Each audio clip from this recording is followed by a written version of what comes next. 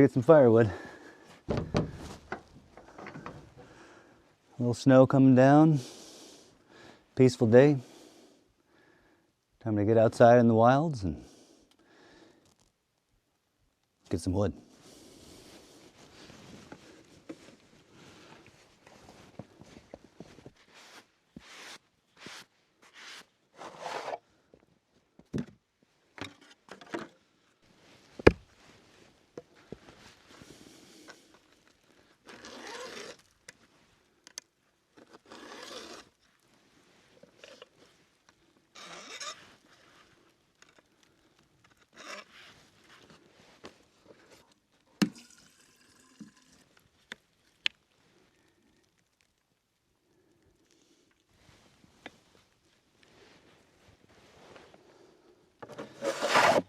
Chainsaw's sharp, axe is sharp, gas, oil, wedges. Guess it's just time to go get it done.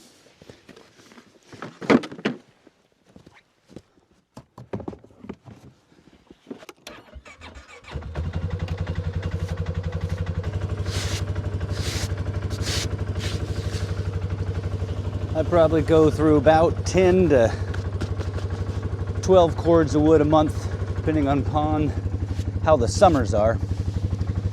And I can't really get firewood very easily in the summers because of all the muskegs and swamps. So I got to put up a lot in the winter. And it's just part of this lifestyle. For the most part, I enjoy it. After 49 years of it, a little more work than it used to be, but still try to have just as much fun. I got a tree that died a year back or so. I'm gonna go harvest that. Should be burning pretty nice.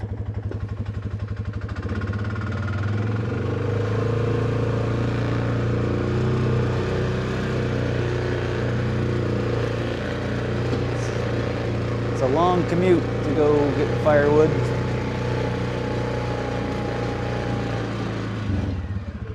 All right, made it.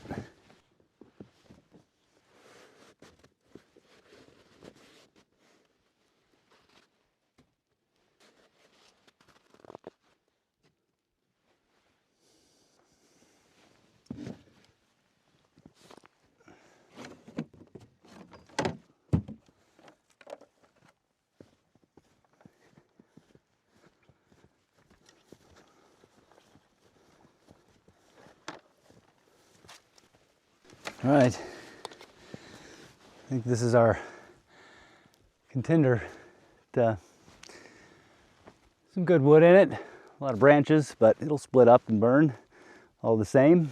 Can't be picky when it comes to keeping yourself warm. I mean, you can, you want to make sure it's never green wood, that doesn't burn for nothing.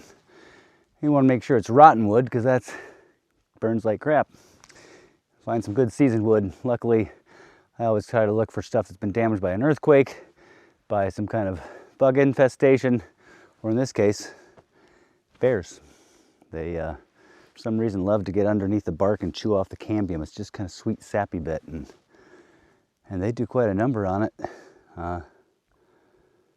which used to kind of piss me off, and killing trees that I'd like to keep around, maybe use for lumber down the way or something. And then I decided, you know what, maybe they're helping me out and going out and seasoning firewood for me. So it's a love-hate relationship. First, you got to clear out all the branches, make a safe work zone, cut it down, buck it up into rounds, haul it back to the ranch, split it, stack it, call it a day. I like to use my ear protection, try to save my hearing so I don't end up like deaf like my dad. Of course, got to keep the eyeballs safe too. Don't want those messing with you. And then I got on these motorcycle pants that actually have Kevlar lining in case I hit the leg area a little bit. Kind of, you couldn't sit there and stay on it, but it buys you a couple of nicks and dings here and there if you're careful about it. Definitely something to think about when you're working alone, living alone, out in the woods, anywhere you are. Always pays to be a little bit extra safe, a little slower, a little smarter, more methodical, and stop if you're getting tired before somebody gets hurt. And they come to find you, and there you are.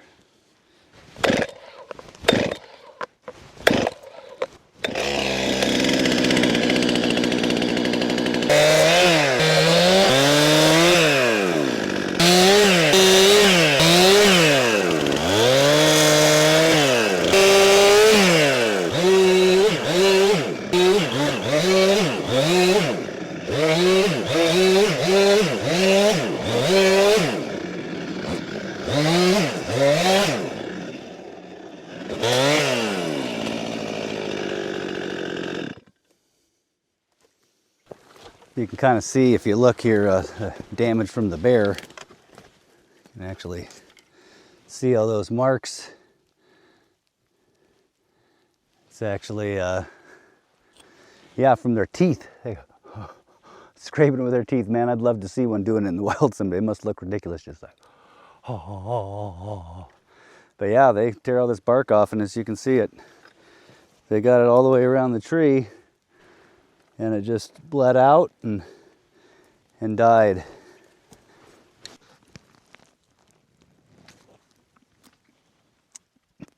Sappy. They love it though. I like to just take these branches and throw them off the side, have a little burn pile there, keep my property clear. These branches get grown into the ground and all kinds of grass comes up, and then you're trying to go through there with like a rototiller to make a garden one day, or just even on your four-wheeler or something, and all of a sudden there's this mess stuck into the ground. So I like to keep it clean, then burn what I don't burn in my wood stove. There is a rhyme and a reason to it all, a method slowly perfected through the years, passed down through generations. Like simple things like starting at the bottom when you're cutting the limbs so the limbs fall down. You start up here and they fall on top of each other and they get all stuck together, and then, you know. Or remembering to put your pants over the top of your boots. My dad always gets me on that one. So you don't get sawdust in your socks.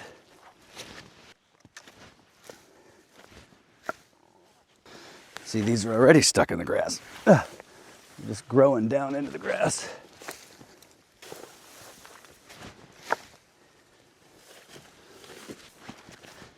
And you want to make sure you got a good clean work site.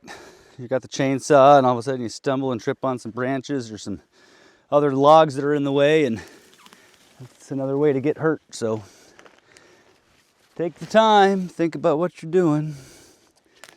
Move slow, methodically. It'll at least lessen your chances of an accident.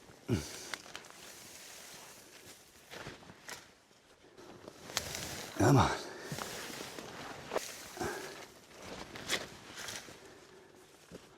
I'm going to try to fell it right that way. This tree might hang up some of the branches a little bit, might go a little bit to the left, but could drop it that way, but it's already got a natural lean kind of that way. It'd be a lot more work to try to make it go that way. So ain't nothing to hit out there. Drop it that way. Nope. One more branch. There's always one more branch.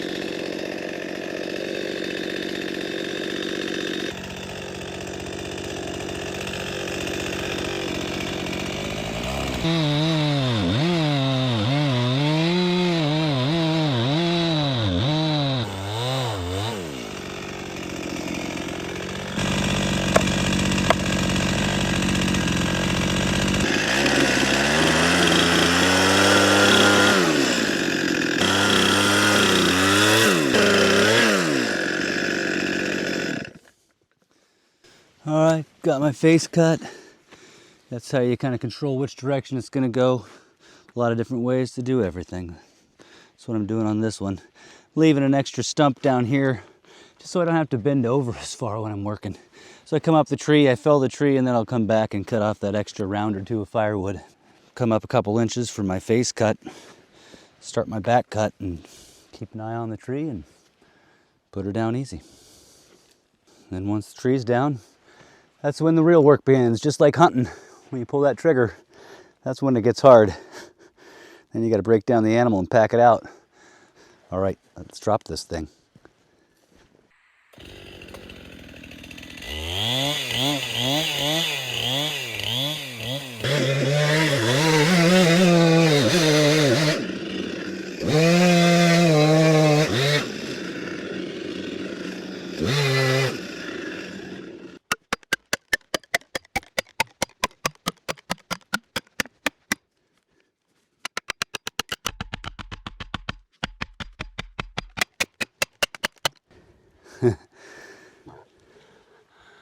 Hung up in this tree a little bit with the branches hanging onto that neighbor. Might have to take a little more out of her. There she goes. Timber?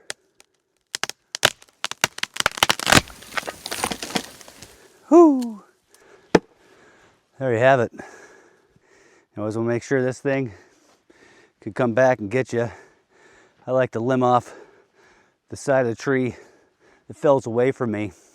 There's no branches, so as it hits the ground and the branches hit, it rolls away from you. But even then, you always want to keep your eyes peeled.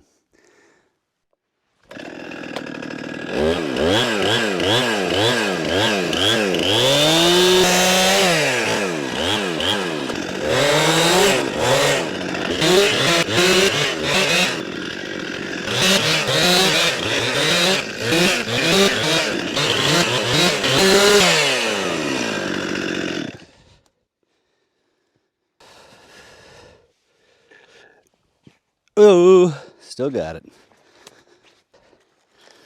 little bit of that action. Oh, it's a good day.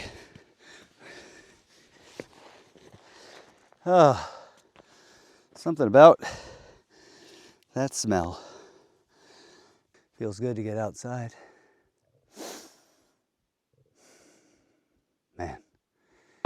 Whoo! She's going. Now that I got the top of it all limbed off, the tree's still a couple feet off the ground because the branches underneath of it are holding it up. I like to kind of do that way, just so I'm not, again, bent over working down on the ground so much. Now I got to come back and carefully remove the branches off the bottom because the tree, of course, is going to want to either pinch my chainsaw blade and get stuck, or want to fall, roll towards me, roll away from me. Big branch comes up, wacko, whatever. So. But I think we got it for now. And that nice mountain's coming out. It's pretty awesome just to sit and watch the storms roll in and out of this place. They come in over from the Gulf of Alaska, over those mountains, over the Harding ice field, and they just roll in, and you can just watch them come across the whole valley and then boom, hit you. There's one going on brewing up there towards the head of the bay by Tustamina. That could be coming my way. Then you sit long enough and it hits you, and then it goes away. The sun comes out and it's beautiful. A little bit of everything. All right, back to work.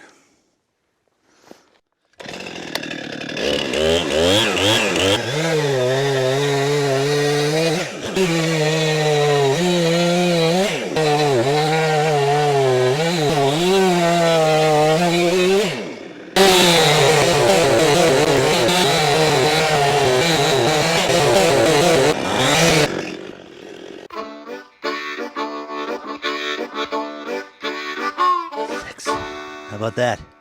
This tree is 46 years old. Dang near as old as me. When I was born, this tree was coming up. And it lived a good life till it died by bear mauling. Hopefully I don't fall to that, come to that demise. All right, got it all bucked up. Now I got to pitch it all to one spot and then grab the sled, throw it all in the sled, and bring it to the house. It's getting dark. I need my headlamp here.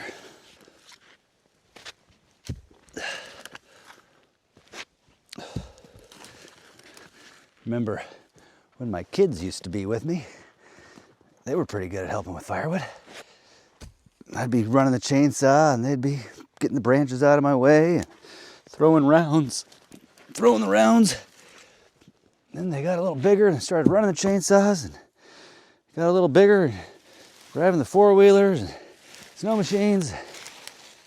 Next thing you know, they're all grown up, off to college, out to see the world, and here I stand. Still doing firewood, but don't got the help anymore. You know, there was something to it back in the day when they used to have 10 kids. You were living off the land. You needed that many people just to keep food on the table. Of course, if you were alone, you don't need as much food on the table. But no matter there's 10 people in your house or one person, you still need just as much firewood to keep this thing warm.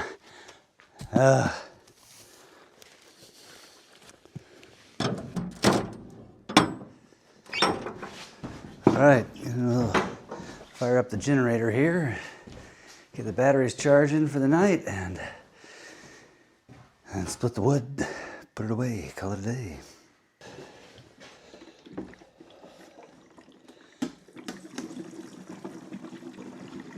I have the solar panels, but also have a battery bank going, so the sun kind of gets me through the day running my freezer, my chest freezer and refrigerator, and then nighttime I power it up, top off the batteries for the night, and then sun comes up the next day. Wash, rinse, repeat. But I'm pretty happy with the system I got. Works pretty good. I only have 6 250 watt panels, but south facing, get good sun on them and charge up the batteries pretty good, and then efficient generators. Doesn't take a whole lot of gas, a couple gallons a day. That's all it takes to top off the batteries, so.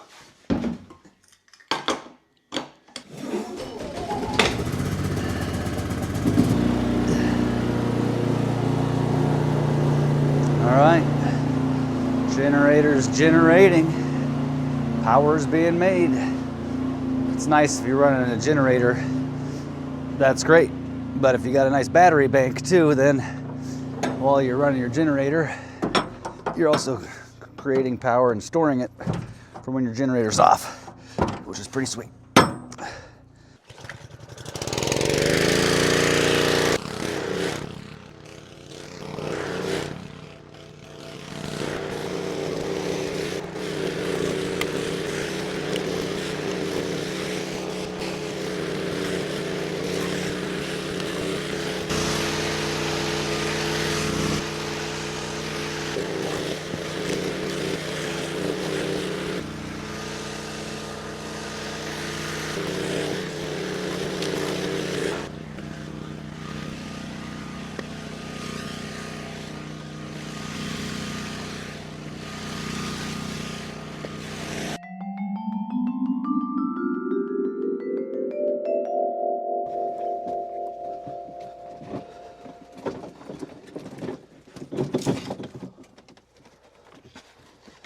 Oh, well, I don't know if you're as tired as me watching that time lapse, but that's a lot.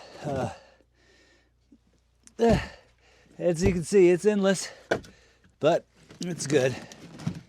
And if you made it this far in the video, thanks, appreciate it. I was gonna maybe invite you guys in for a little soup tonight, but I don't quite know you well enough. You know, it's like when you get to know people and you don't want to bring them right over into your house too quick.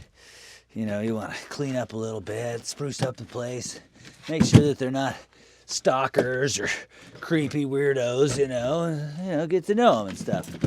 And I've been enjoying getting to know you guys on the comments and stuff. Thanks for all your support and all your likes and comments. I try to read all of them and respond to them best I can when I'm not too busy going out and getting firewood. So again, thanks.